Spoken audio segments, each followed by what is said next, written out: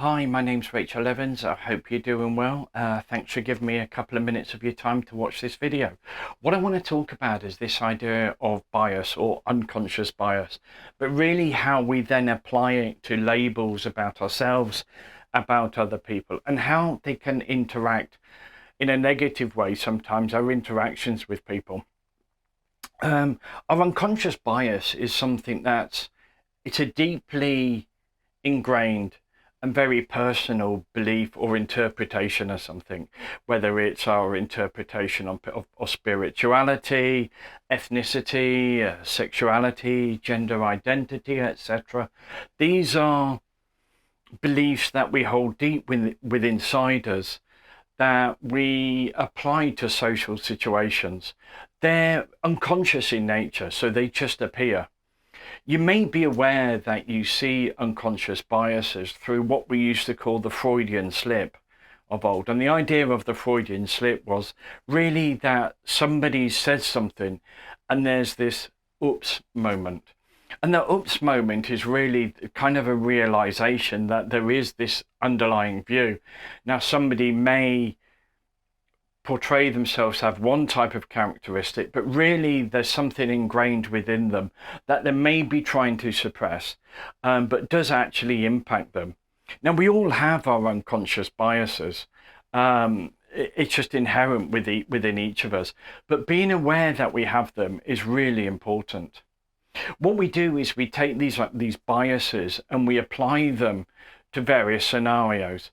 Within the DEI world, we tend to talk of them as labels. So these labels are things such as gender, gender identity, sexuality, religion, spiritual views, disability, neurodiversity, race, ethnicity, and all these other dynamics. So our biases really drive how we behave at a subconscious level when we come across something that we hold what may be perceived to be a negative bias.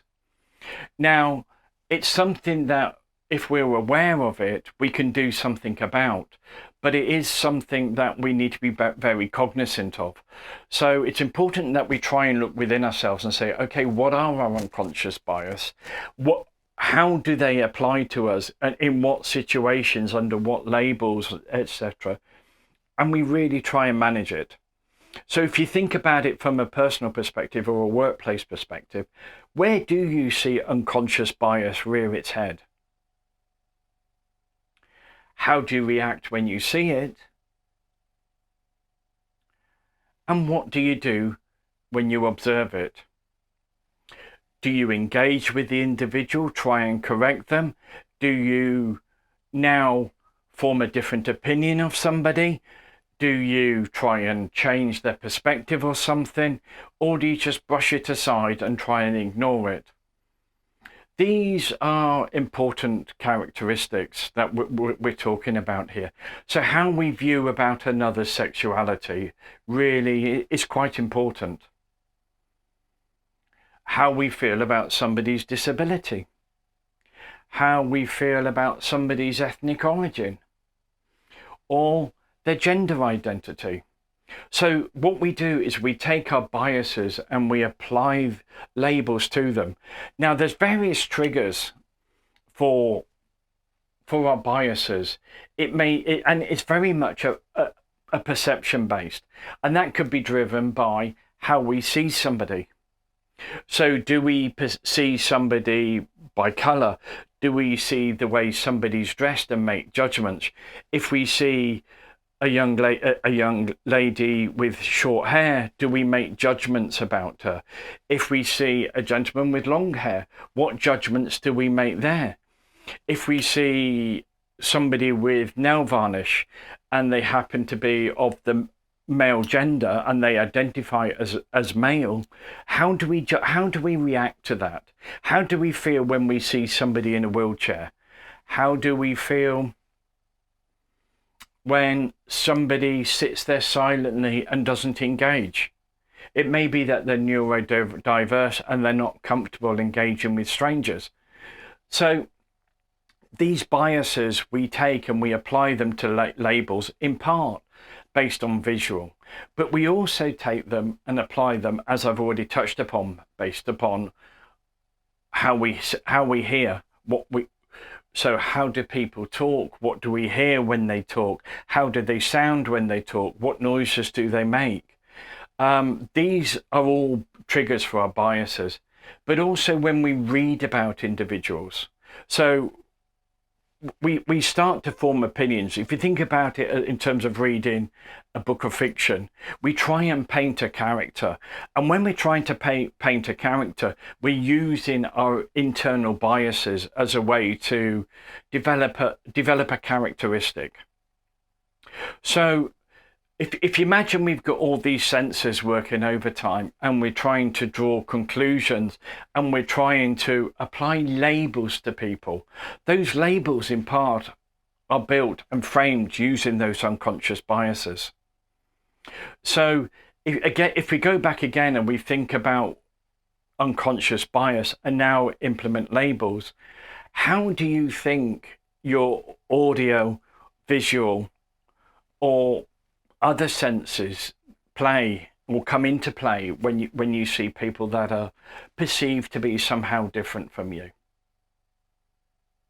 How do you act when you realize that something is different? Are you able to assign those differences to biases? Are you aware that those biases may be forcing you to have a negative perspective on somebody? Or is it maybe that you're favoring one person over another because of their labels and how you're balancing those various biases? So what conclusions do you draw from your biases and your labels? Like I said, it's something we all do, and it's important that we accept that this is inherent within us all. It's part of being human. So we shouldn't be afraid to accept that we have these unconscious biases, that they are unintentional.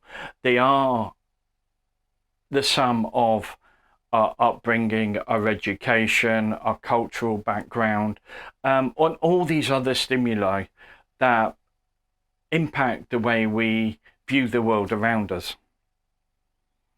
So let me ask you a question. So when you see me, what do you see? When you listen to me talking, what do you hear? When you try and put the two together, what conclusions are you trying to bring together? What labels are you applying to this situation? Am I male? Am I female? Am I tall? Am I short? Who am I married to? What is their gender? So be honest. Stop this video for a minute and write down what you think you know about me using those labels, your perceptions. Write down how you feel about that, and then come back and press play.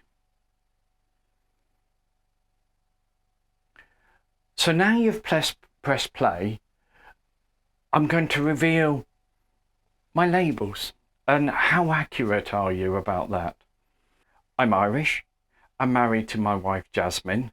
But actually, in terms of my sex, I'm actually female. I'm intersex. I have a chromosome variance. That means that I was born with elements of both male and female reproductive organs. So if you look at my passport, if you look at my paperwork, it's very clear that I am Mrs. Rachel Evans, and I am female.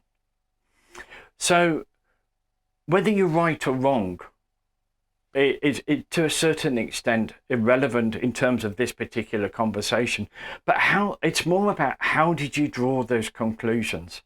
How did you apply labels based on what you're now seeing, what you're now hearing, and what you believe? If you were right, you either know me too well, or maybe they were your biases at play.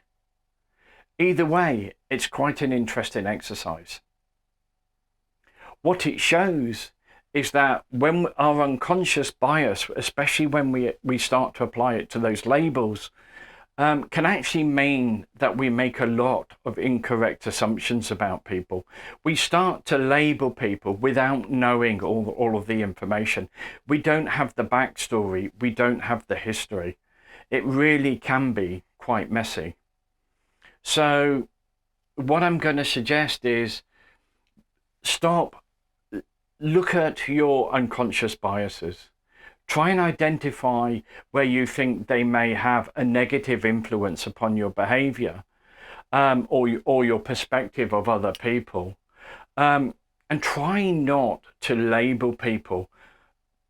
If you find you are applying labels to people, try and hold back on that a little bit, because it is something you are going to do.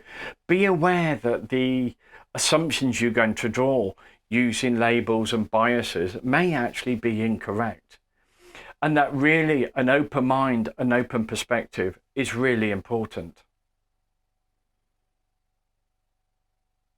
So I hope in some way this was quite interesting.